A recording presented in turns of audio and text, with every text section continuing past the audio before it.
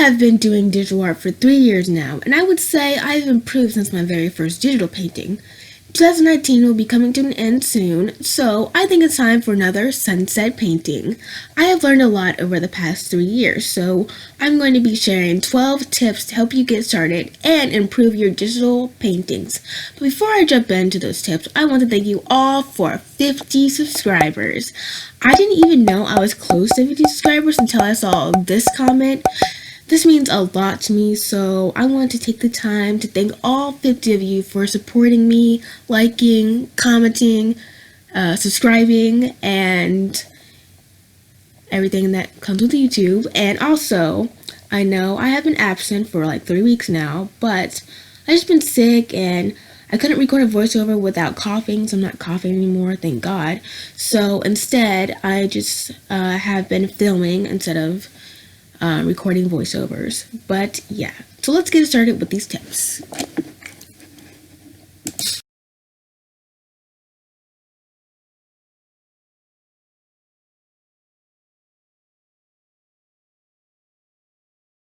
Jingle bell,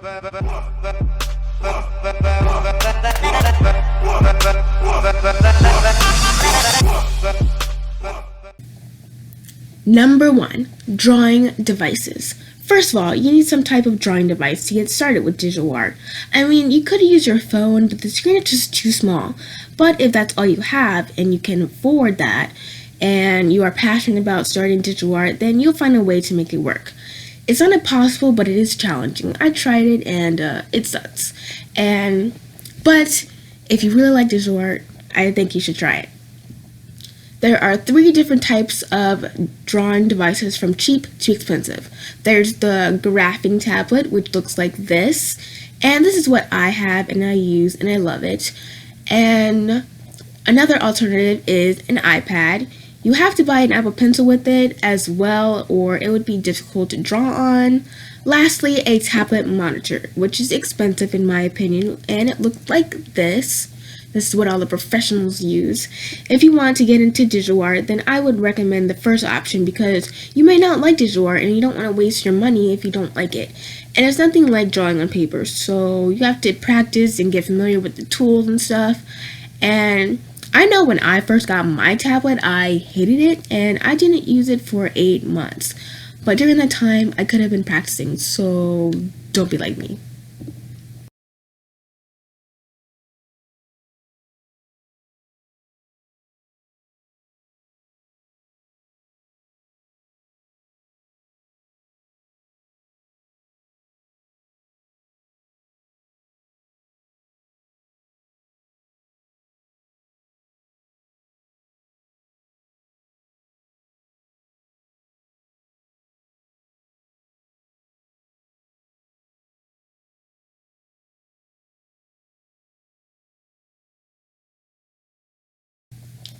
Number 2, drawing programs.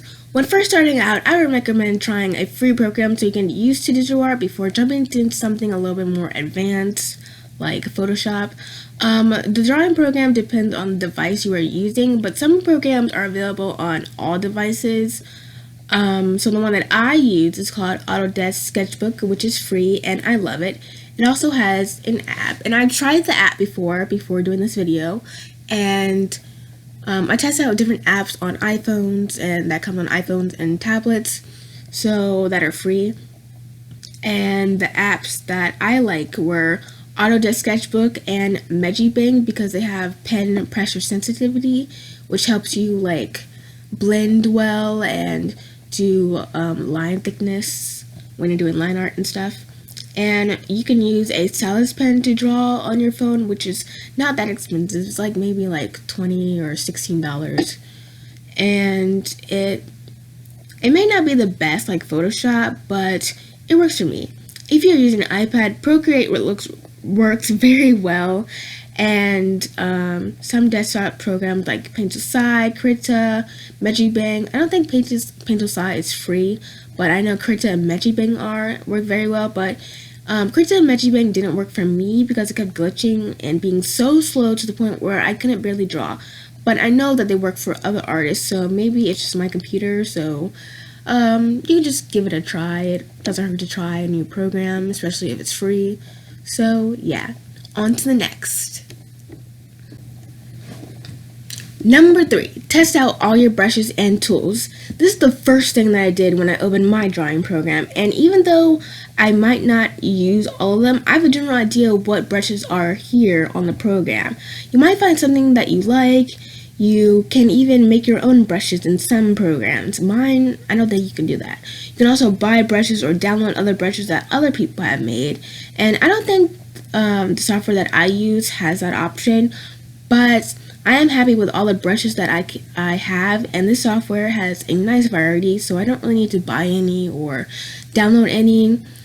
And I recommend testing out all the brushes before you buy something, and you may not even like it for what you do. Programs like Photoshop and Procreate can all allow you to download brushes. So just test out your tools as well, because if you don't use any tools that the software provides, like blend modes and all the different transform features like stretching and all that stuff, then what's the point of even starting digital art in the first place? I mean, there are other reasons, but blend modes can really help your art bring it more to life and have more interest and just make your life easier. And yeah, that's pretty much what I have to say.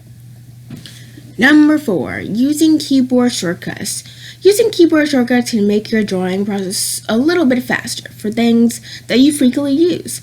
Like for undo, I use Control-Z, which I use like probably every 5 seconds.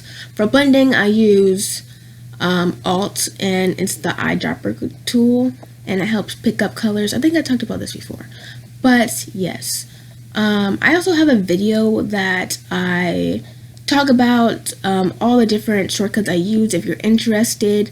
They're pretty much the same in every program, but little things are different. So you can look them up on the internet for the program that you have. It really will save your life or save time.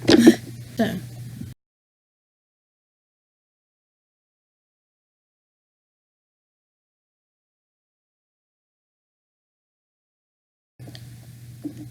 Number 5, layers. Layers are very important when it comes to digital art, and it makes life so much easier. I feel like I said that for all of them. When I am drawing, I have so many layers for different things, and I have a sketch layer, a line art layer, and I have a coloring layer for each different parts of the drawing. And by that, I mean I have a coloring layer for eyes, coloring hair, like different layers of the hair, like first I do the base layer, then the shading layer, then the highlight layer, then the detail layer. Yes, so many layers. But you can label them to get more organized, which is what I do. Then when I am ready to shade a part of the picture, then I add another layer.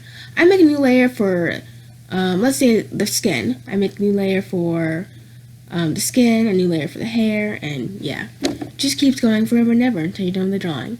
That way, if you make a mistake or delete a layer that you don't need, it won't affect the drawing. Number 6, the color picker. The color picker is my best friend, and I use it every 5 seconds when I'm shading and blending. When I am coloring, I like to have a smooth look, so I use the color picker to pick colors that are already in the drawing. For example, say if I'm trying to blend the skin, those colors, I use colors that are already in the drawing, and when I'm blending and shading 2 colors that don't really mix very well, I take the color in the middle of those 2 colors and pick that out with the color picker, and then I use that color to shade with and to use throughout the drawing so the drawing comes together. Hopefully that makes sense with actually not showing it. I have used this in several of my videos, so maybe if you watch them you can see what I'm doing. I don't know. But yes, I use this a lot. And also a great tip if you have trouble picking up, choosing colors, use the color picker to pick up colors from your reference photo, and then you can use those colors in your drawing. Life hack.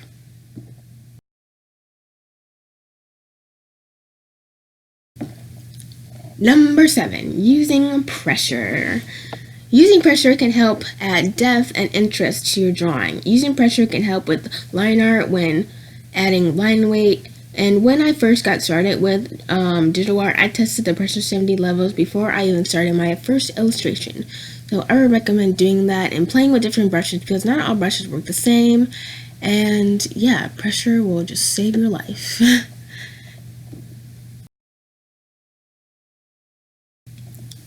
Number 8, blending modes or blend modes. I didn't start using blend modes until recently, and they actually really helped me a lot. And I have used them in one drawing, and I just stopped for some reason. But using blend modes can really help your drawing have more depth and make the drawing have more interest. And it's just so fun to use them and get to know what they're all about and how to use them. And yeah, it's just a learning experience all in one, if that makes sense.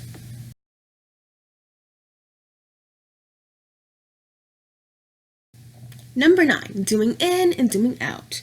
I zoom in all the time to focus on details, and then I zoom out to see what the details look like from afar. And zooming in too much to a point where you can see pixels is way too far, because no one will see those details anyways, so what's the point of even doing it? If you upload an image to the internet or print it out, all those tiny details will not be visible. So you should zoom in no more than 100% so you don't waste your time.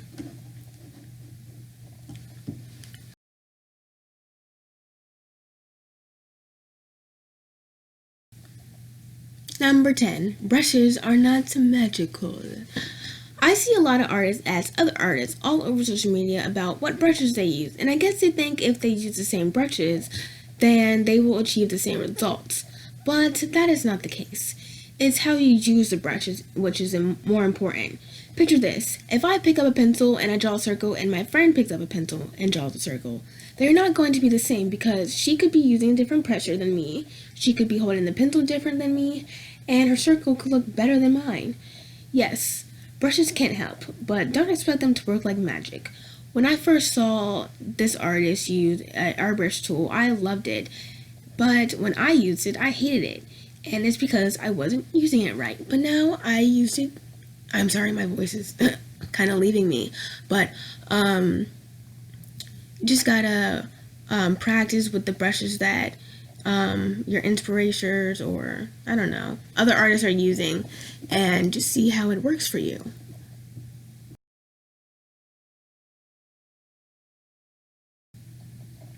Number 11, one step at a time, just like taking baby steps. There has been many times where I am painting and then I'm like, oh, this looks so good, I can't wait to turn this out. And then I realize it's on the wrong layer and I try to change it and it just changes the part of the drawing and usually this happens when I'm painting the hair and then I'm like, oh, there's a mistake in the face, let me fix it. And I fix it on the hair layer and not the face layer. It's just like, why did I even see that mistake? Why did I even have to go there? I just could have been working on the hair instead of working on the face, but no, you gotta just fix the face right in the middle of fixing the hair. And yeah, so just take one layer at a time, one step at a time, one eye at a time, one lip at a time. I think you get what I'm trying to say. It'll save you time and frustration.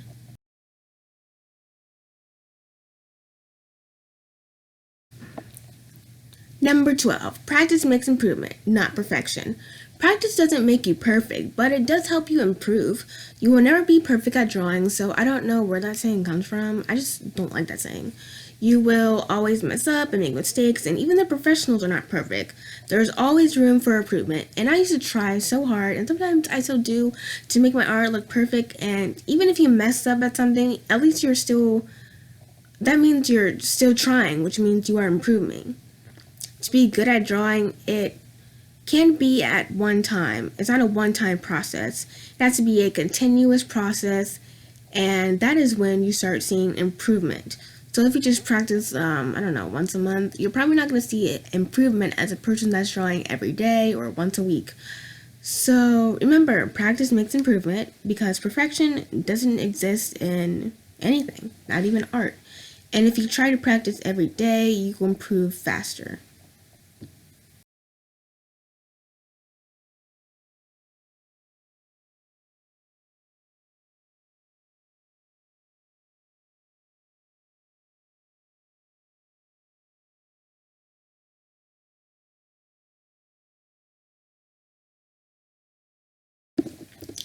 So unfortunately, it's really hard to say. Oh my god. This is like the last video that I'm gonna make, and I'm really sad about that. And yeah, so I won't be seeing you guys at all until next year. Hey, gotcha. Hopefully I pranked y'all. That sounded really cool in my head, but now I just sound like a dummy.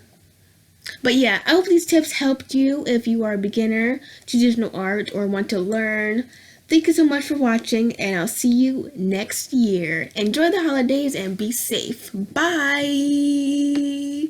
Oh my god, I'm sounding like Liza Koshy.